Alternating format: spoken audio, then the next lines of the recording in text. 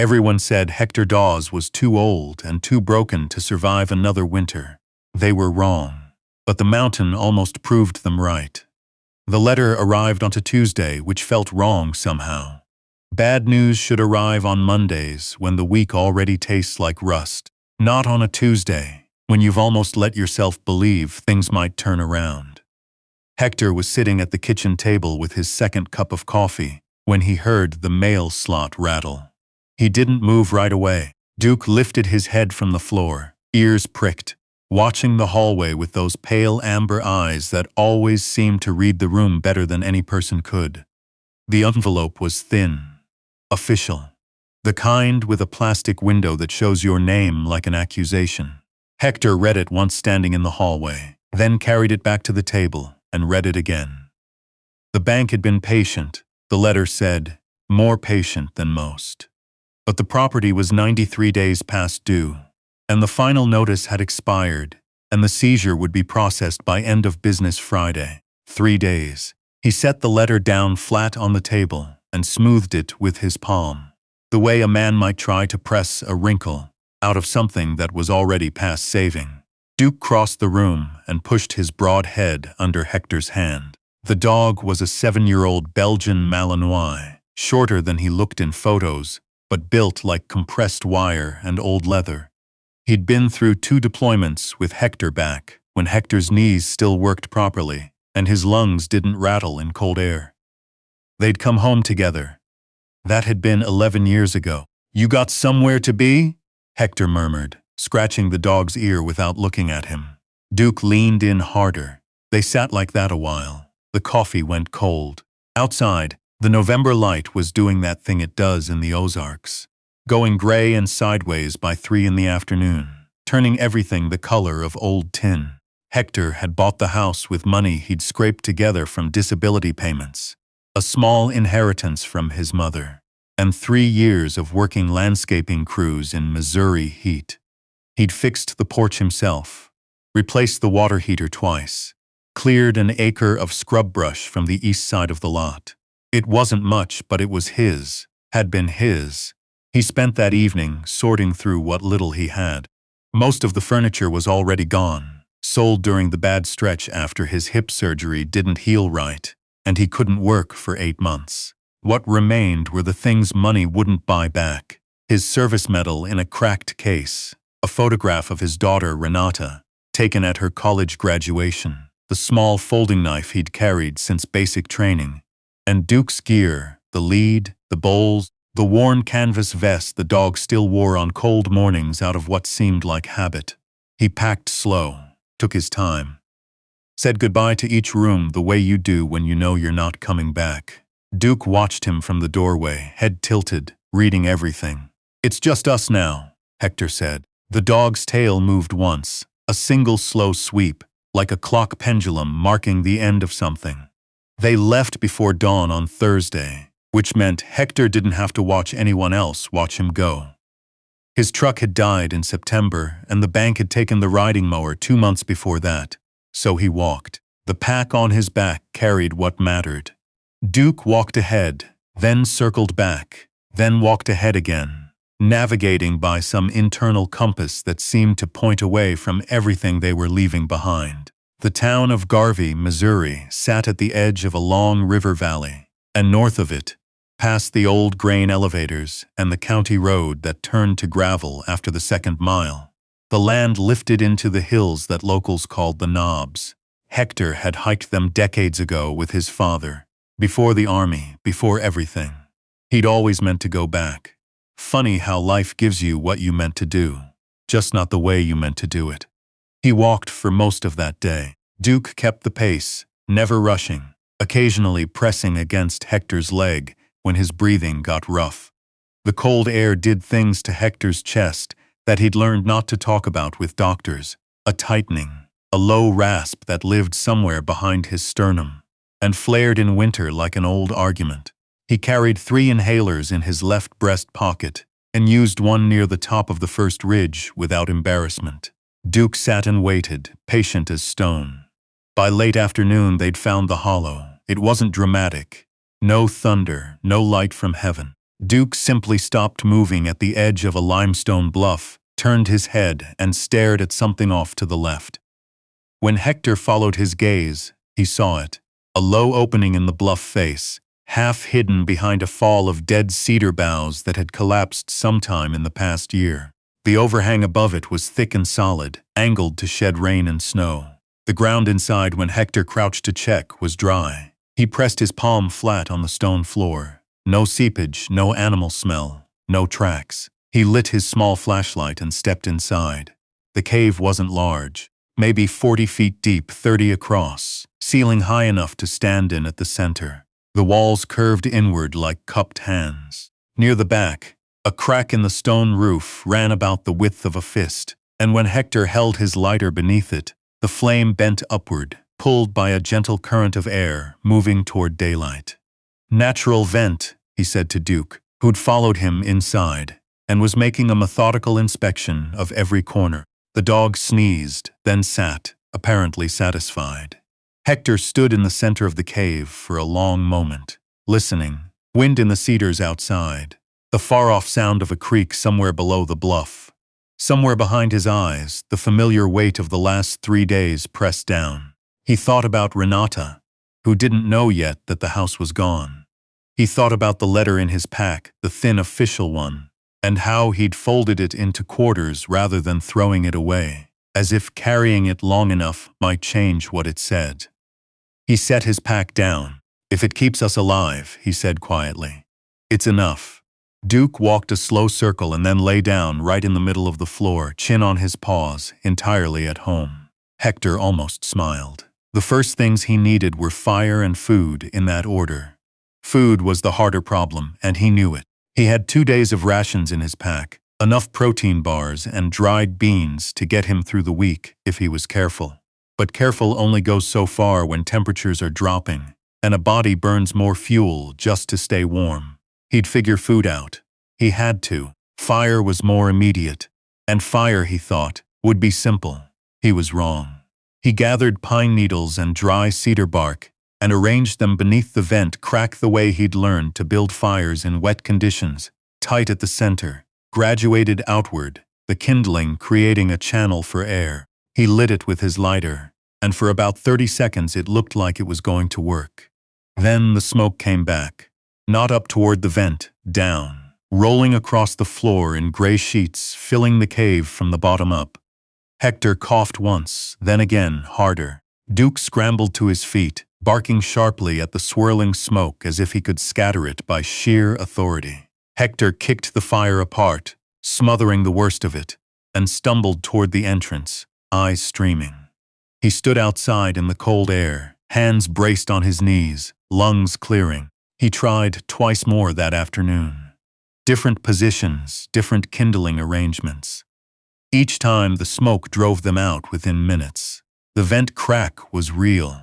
He could feel the draft, but something in the cave's geometry was fighting him, pushing the smoke back before it could find the way out. By the third failure, he sat down hard on the cave floor and pressed the back of his wrist against his mouth. He wasn't a man who said much when things went sideways. The army had taught him to go quiet when he was at his limit, to let the emotion sit in the chest and not come out in words that he couldn't take back. But something about sitting in a cold, dark cave at 67 years old, homeless, with a dog watching him with that careful, steady gaze, something about that made the silence feel heavier than usual. Duke walked over and pressed his forehead into Hector's shoulder. Just held it there. Didn't move. Hector exhaled slowly. "All right," he said. "All right, we're not done." He studied the smoke the way he'd once studied terrain before a patrol, looking for what it was telling him. He relit the fire low, just a handful of smoldering pine needles, and watched.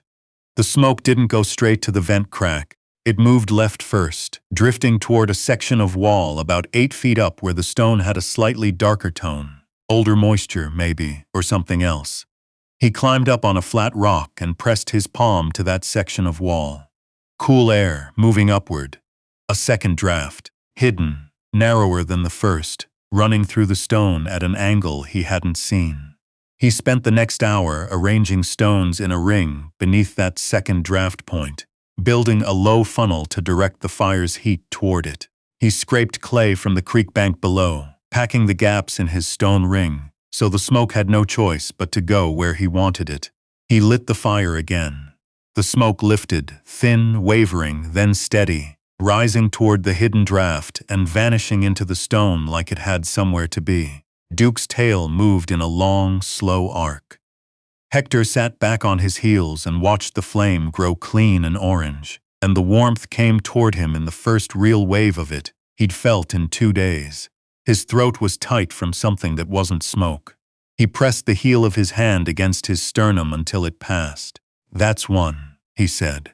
Duke lay down close to the fire, stretched along his side, like a man who'd been waiting for this moment all day.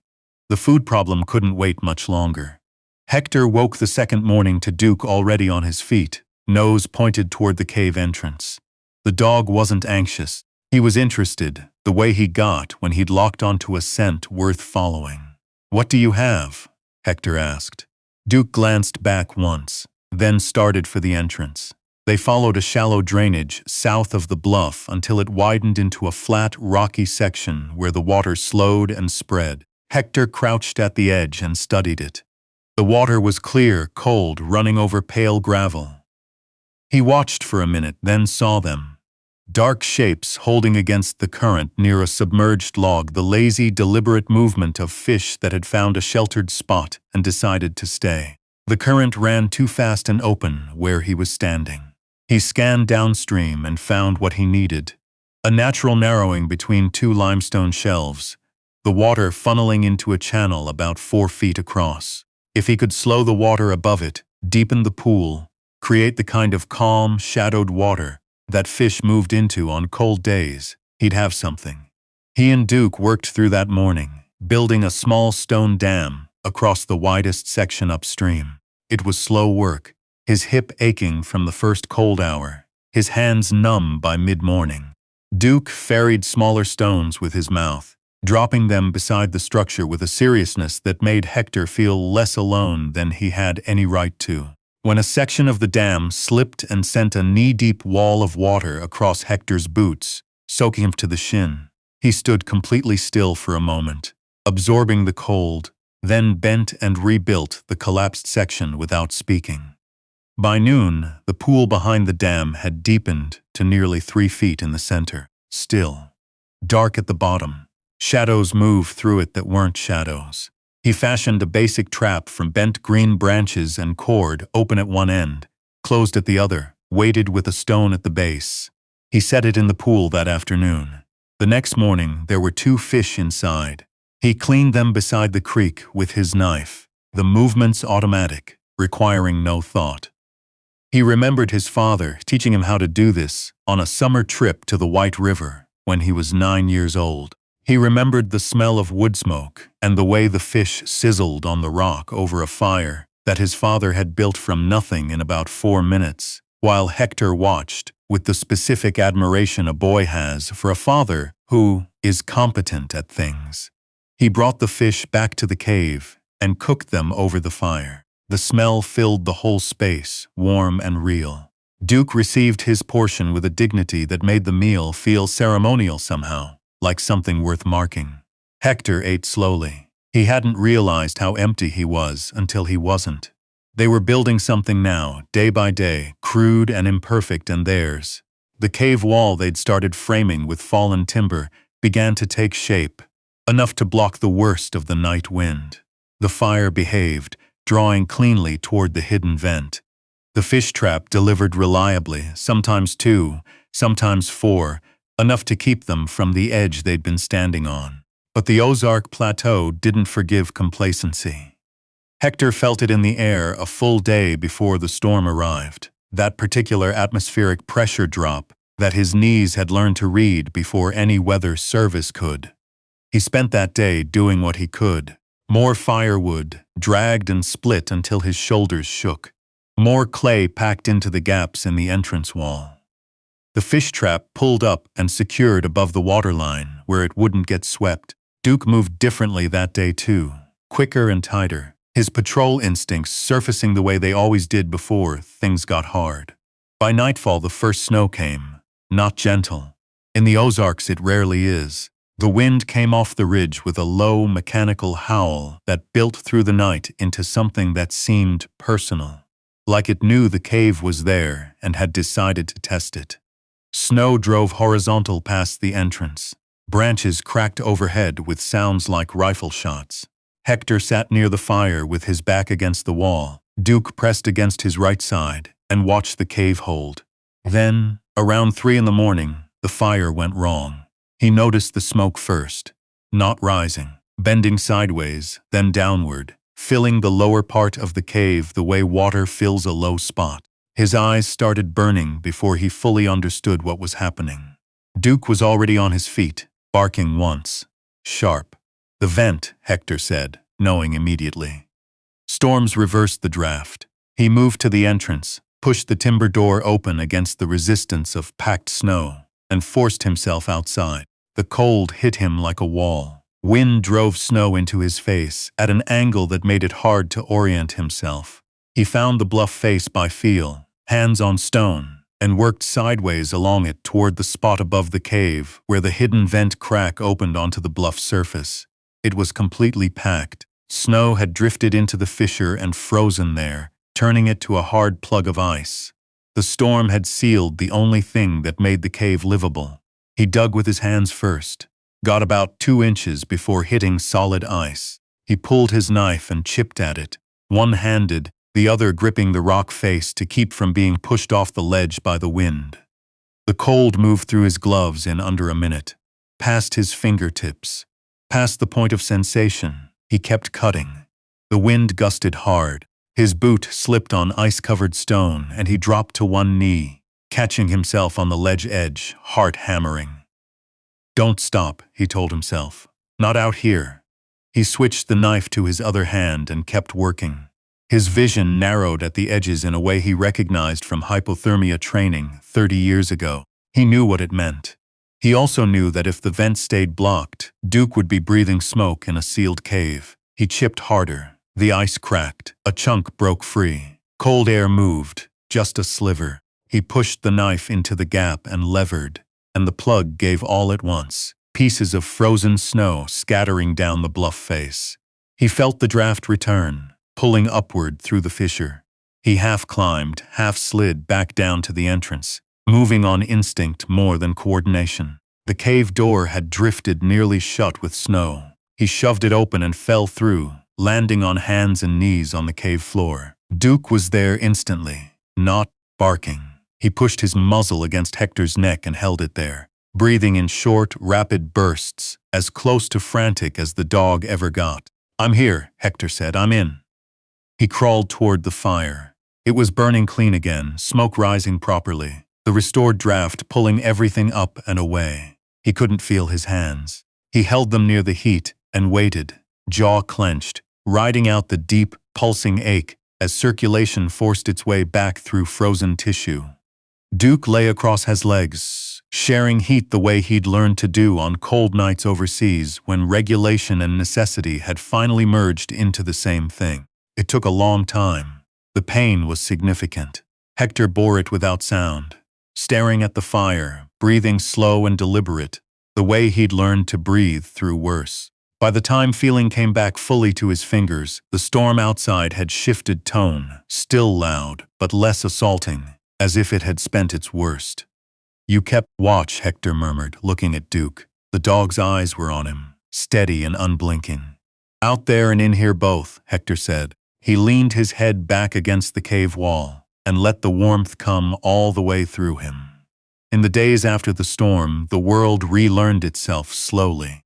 Hector repaired what the night had damaged. A section of the entrance wall that had buckled under snow weight, a seam in the clay around the vent funnel that had cracked in the cold. He worked methodically, the way he'd been taught to conduct maintenance after a hard operation. Assess, prioritize, repair. He moved slower than he once had. His body had an inventory of complaints that he'd long since stopped trying to silence and had learned instead to negotiate with. Duke stayed close, working alongside him, in the way the dog had always understood without being asked, holding a piece of timber in place, while Hector drove a wedge, or simply sitting at the cave entrance as a sentinel, watching the slope above with that particular Malinois attention that made other animals and most people nervous. On the fourth morning after the storm, the dog lifted his head and held it. Hector turned. A figure was picking its way down the slope through the remaining snow, moving carefully, using a long branch as a walking stick. Old from the movement, deliberate.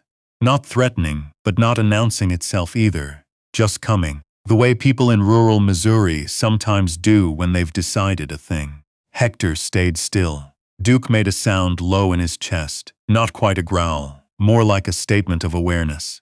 The figure resolved into a woman in her mid-70s, wearing a canvas barn coat, a wool hat pulled low over silver hair. She stopped about 15 feet out, looked at the cave entrance, at Duke, at Hector. "I'm Nora Veach," she said. "My property's up on the South Ridge." She paused. "I saw your smoke the second day. Figured I'd give you time to get settled before I came down being nosy." Hector studied her. "Hector Daws." She nodded at Duke. "What's his name, Duke? Is he going to let me come closer?" "Up to him," Hector said. Duke's tail moved once, a slow evaluation. Then he stepped to the side, which Hector had learned over 7 years meant cleared. Nora came forward and crouched, offering her knuckles. Duke sniffed them carefully, and then accepted a scratch behind the ear, with the specific reluctant dignity of a dog who'd decided to allow it. "I brought something," she said, straightening. She unslung a cloth bag from her shoulder. "A jar of venison stew," she said, pulling it out. "Made it last week. Cornbread this morning. And a bag of dry beans, because winter's not close to done." Hector stared at the jar. Something in his chest moved in a direction he didn't entirely trust. "You don't have to do that," he said. "I know I don't." Nora set the items down on a flat rock near the cave entrance. She looked at the entrance wall, the fitted timber, the packed clay seams. Then she looked at the vent smoke, rising thin and clean above the bluff. "You built that chimney yourself? Had some trial and error?" Her eyes held something he recognized, the particular respect of someone who'd had to figure things out alone. "Had a problem with my furnace 3 winters ago," she said.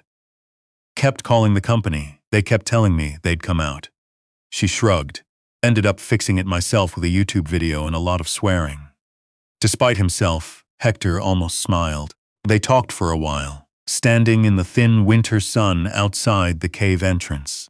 She told him that 2 brothers in the county, the Pulley brothers, had been running illegal trap lines through these hills since fall, and that they didn't take to people they considered trespassers, though who was trespassing, on whom was a matter of perspective. "If they come through here," Nora said, "let them know this hollow's occupied. They're not dangerous exactly, but they're unpleasant, and they have no sense of whose land is whose." Hector nodded. Duke would know before he did. That he would, she agreed, looking at the dog with something like appreciation. "How long you planning to stay out here?" Hector looked up at the ridge, at the limestone bluffs running north and south, at the way the light came through the bare trees and made the snow glow at its edges. "Long as it takes," he said. She seemed to understand that this wasn't a complete answer, and that it was the only one he had. "I'll check back," she said, "not to bother you, just so someone knows where you are." She climbed back up the slope. Duke watched her go, then looked at Hector. "Don't start," Hector said. The dog's tail swayed once. The weeks that followed found their own rhythm. Mornings, tend the fire, check the fish trap, eat. Afternoons, build, repair, improve. Evenings, sit at the cave entrance when the cold allowed it, watching the hollow go dark below and the stars appear above the bluff line.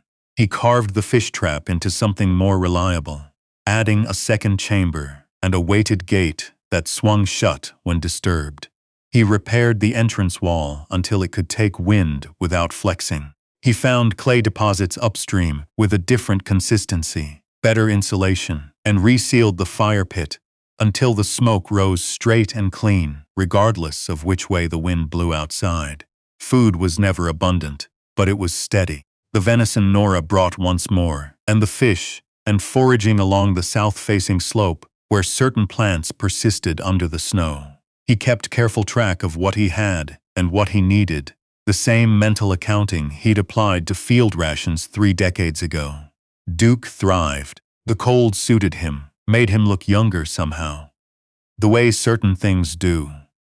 He patrolled the perimeter each morning with something like pleasure, returning with mud on his feet and his ears alert. One afternoon, moving some stones near the back wall to level a sleeping area, Hector noticed something. The wall at the rear of the cave wasn't solid. He'd assumed it was. But when he pressed his palm against a section near the lower right corner, where 2 large stones met in a nearly vertical seam, he felt it. A faint, steady movement of air coming through, different from the vent above, lower, cooler, and moving outward instead of upward. He found his flashlight and traced the seam with the beam. It ran 4 feet tall and about 18 inches wide. The stones in it were loose, fitted by time and water rather than mortar. And when he worked the largest one with both hands, it shifted. Duke padded over and pushed his nose into the gap. Hector held the light through the opening. A passage, narrow at first, then widening into a second space maybe 20 feet back. The air in it was still, deep cold, the kind of cold that meant the space had been sealed a long time. He pulled his hand back and looked at Duke. "Old cave system," he said. "Connected." Duke stared into the darkness with his ears forward, intrigued but not alarmed, the way he distinguished between things that were unknown and things that were dangerous. This was unknown. Hector set the stone back in place, carefully. "Not yet," he said. "We'll be here." He walked back to the fire and lowered himself beside it. Duke followed and lay down across his feet, which was a habit the dog had developed years ago that Hector had never discouraged. Outside, the wind moved through the cedar trees with a sound like distant voices. The fire in the stone ring burned clean and steady. Through the vent above, a thin thread of smoke rose toward the sky, toward whatever the night sky over Missouri holds when you've earned a moment to look up at it. Hector Daws sat with his dog in the home they had built from nothing, from 2 broken things that had decided not to stay broken, and the hollow around them was quiet, with the particular quiet of a place that has accepted you. He reached into his pack and pulled out the photograph of Renata, her graduation day. She'd been 22 and surprised to be happy, the way young people are surprised when things work out. He'd been there in his best shirt, trying not to cry, which he had anyway. He propped the photo against the cave wall where the firelight reached it. "There's your room," he said to it. "When you're ready to visit." Duke raised his head, looked at the photo, then at Hector, then lay back down with a sound that might have been contentment if dogs are capable of contentment, which Hector had always privately believed they were. The fire held, the walls held, the cold sat outside where the cold belongs. And somewhere beneath the stone they'd learned to call home. The cave breathed on, patient and old and bigger than they yet knew.